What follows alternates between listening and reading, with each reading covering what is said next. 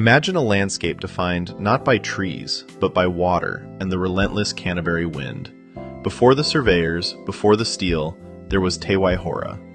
For the people of Te Tamutu Runanga, this wasn't just a lake, it was a lifeblood, a Mahinga Kai. At Ngāti Moki, the ground holds memories that predate the crown by centuries. But the 19th century brought a different kind of hunger to these plains. A hunger for land, a hunger for progress.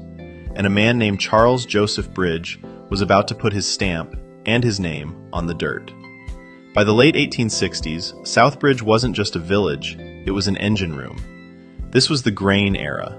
The soil here was so rich, so punishingly fertile, that this tiny patch of the world was churning out nearly 25% of New Zealand's entire wheat crop. Think about that scale. But grain is heavy, and the mud of the plains is unforgiving.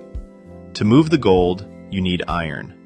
On 13th July 1875, the hiss of steam changed everything. The Southbridge Branch Railway opened, connecting this agricultural heart to the pulse of Christchurch. Suddenly, the world was open.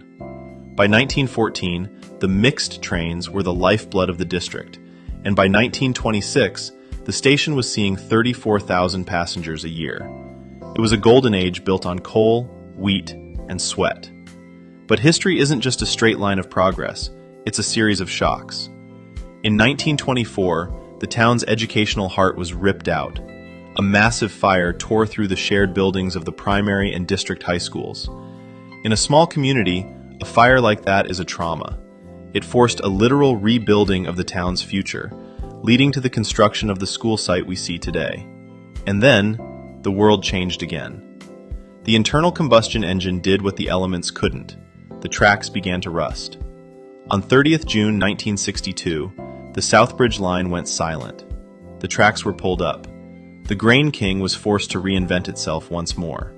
Today, Southbridge is known to many as the cradle of a rugby titan, the home of Dan Carter, who honed his craft at the Southbridge Rugby Football Club, an institution older than the New Zealand Rugby Union itself, dating back to 1876.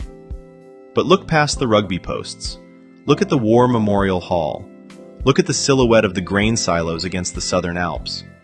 This is a place built on the grit of the 1870s, a place that fed a nation when it was still finding its feet.